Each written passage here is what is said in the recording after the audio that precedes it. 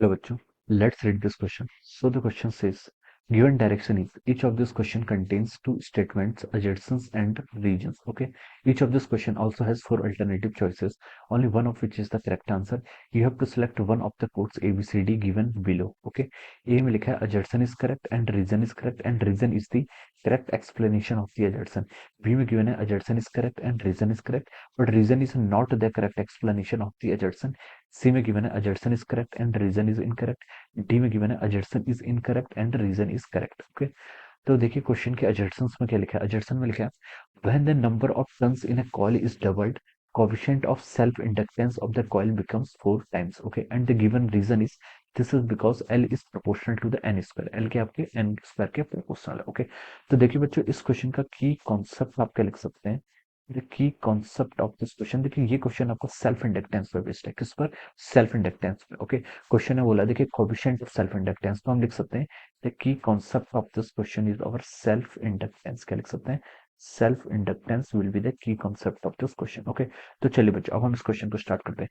Self inductance होता क्या है? देखिए बच्चों सेल्फ इंडक्टेंस क्या होता है, ये आपके पास मान लीजिए कोई कॉइल है, this is a coil. Okay, ये आपके पास क्या है, दिस इज ए कोई आपकी कोई कंडक्टिंग कॉइल है. ओके, इस कॉइल में आपका क्या कर रहा है, आई करंट मान लीजिए फ्लो कर रहा है. Okay, I current is flowing in this coil. अगर किसी कॉइल में आपका क्या कर रहा है, आई करंट फ्लो कर रहा है. करंट में देखिए कॉइल है, कॉइल में क्या कर रहा है आपका, करंट फ्लो कर रहा है. करंट फ्लो करेगा तो हम बोल सकते हैं इसके कारण देखिए अगर इसमें हम करंट का मैग्नीट्यूड क्या करेंगे, इंक्रीज करेंगे. ओके, तो हम बोल सकते हैं यहाँ पर क्या होगा, आपका मैग्नेटिक फील्ड होगा, मैग्नेटिक फील्ड चेंज होगा.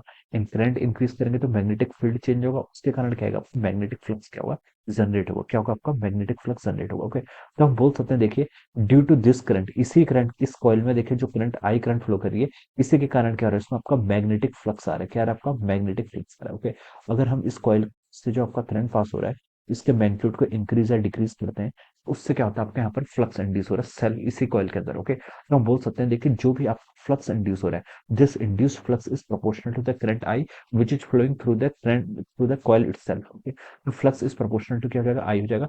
अगर हम इस कांस्टेंट ऑफ प्रोपोर्शनलिटी को रिमूव करते हैं तो यहाँ से आपका आता है flux I equal to L times I. Okay, तो एल जो आपका कांस्टेंट ऑफ प्रोपोर्शनलिटी है ये क्या हो जाता है आपका 5/I लिख सकते हैं. और इसी को हम क्या बोलते हैं, आपका कोएफिशिएंट ऑफ सेल्फ इंडक्टेंस क्या लिखते हैं, इसी हम इसको हम बोलते हैं आपका कोएफिशिएंट ऑफ सेल्फ इंडक्टेंस. इसी कांस्टेंट ऑफ प्रोपोर्शनलिटी को हम कोएफिशिएंट ऑफ सेल्फ इंडक्टेंस बोलते हैं. ओके, तो ये क्या हो जाता है आपका coefficient of self inductance. Okay, तो this is the definition. Okay, तो क्या था, अगर आप flux through the coil, current carrying coil से अगर आप फ्लक्स क्या करते हैं, flux through the current carrying लॉइड is directly proportional to current. ये क्या आपके करंट के क्या directly proportional. Okay, the current which is flowing through the loop, और जो आपका कांस्टेंट ऑफ प्रोपोर्शनलिटी आए, this is called the self inductance. इसे क्या बोलेंगे आप, सेल्फ इंडक्टेंस बोलेंगे. ओके, तो देखिए बच्चों सेल्फ इंडक्टेंस क्या होगा, एल इज इक्वल टू आपका 5/I हो गया. Okay, L is equal to क्या हो गया, 5/I. ओके, और 5 क्या होता है आपका, मैग्नेटिक फ्लक्स. मैग्नेटिक फ्लक्स कितना होगा देखिए आपका, magnetic field into area. Okay, जितने एरिया से पास कर रहा है. ओके, तो ये हो जाएगा आपका बी इंटू ए के इक्वल हो जाएगा. ओके, तो इसको अगर हम यहाँ पर से सॉल्व कर लेंगे, अगर हम क्या करेंगे इसको सॉल्व करेंगे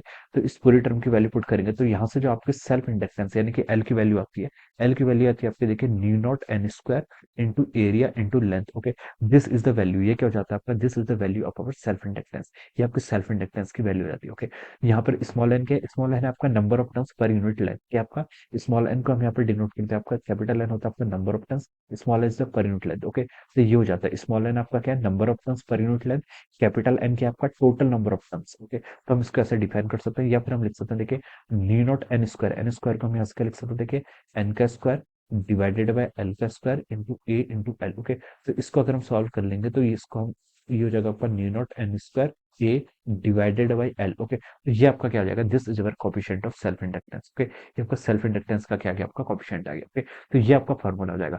एडजस्टेंस में देखिए मूव करते हैं, एडजस्टेंस में क्या लिखा है, एडजस्टेंस में लिखा है देखिए when number of turns in a coil is doubled. अगर आप नंबर ऑफ टर्न्स को in a coil is doubled, coefficient of self inductance of the coil becomes 4 times. Okay, तो देखिए बच्चों यहाँ से हम बोल सकते हैं जो आपकी एल की प्रोपोर्शनलिटी है वो क्या आपकी एन स्क्वायर है. Okay, and second power of the number of turns की प्रोपोर्शनल एल. ओके, अगर हम नंबर ऑफ टर्न्स डबल कर देंगे यानी कि एन कितना हो जाएगा आपका 2n हो जाएगा, तो जो आपका एन डैश एल डैश हो जाएगा वो कितना हो जाएगा आपका, वो आपके 4 टाइम्स एन के इक्वल हो जाएगा. किसके प्रोपोर्शनल हो जाएगा, 2n का यहाँ पर स्क्वायर करेंगे, सॉरी 4n स्क्वायर हो जाएगा. ओके, एन की जगह आप 2n पुट कर लीजिए, ये कितना हो जाएगा आपका 4n स्क्वायर. ओके, तो हम बोल सकते हैं जो आपका सेल्फ इंडक्टेंस हो जाएगा ये कितना हो गया आपका 4 टाइम्स हो गया। ओके, तो हम बोल सकते हैं यहाँ पर से जो आपका गिवन अजर्सन है, अजर्सन तो क्या आपका बिल्कुल करेक्ट है। ओके, और इसके करस्पॉन्डिंग देखिए आपको रीजन क्या गिवन कर रखा है, रीजन गिवन कर रखा है कि जो आपका सेल्फ इंडक्टेंस है it is proportional to the second power of the number of turns. Okay, तो ये आपका क्या है, बिल्कुल करेक्ट है, रीजन भी क्या आपका बिल्कुल करेक्ट है, ये हमने यहाँ पर आपको बता दिया था। ओके, इस तरीके से आता है। ओके, तो हम बोल सकते हैं देखिए बच्चों यहाँ पर आपका अजर्सन भी करेक्ट है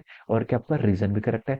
तो हम यहाँ से बोल सकते हैं जो इसका सबसे बेस्ट ऑप्शन होगा वो क्या होगा, ऑप्शन ए। ऑप्शन ए में क्या लिखा है, assertion is correct and reason is correct and reason is the correct explanation of the assertion. और रीजन क्या देखिए आपका करेक्ट एक्सप्लेनेशन भी है किसका, अजर्सन का। ओके, सो ये आपका लिख सकते हैं, आपका जो ऑप्शन ए हो जाएगा, option A will be the right answer of this question. क्या लिख सकते हैं यहाँ से हम, ऑप्शन ए इस क्वेश्चन का क्या हो जाएगा आपका करेक्ट आंसर हो जाएगा। Okay, option A is correct answers of this question. Okay, so this will be the right answer of this question. Okay, so I hope you all understood this concept. All the best and thank you so much.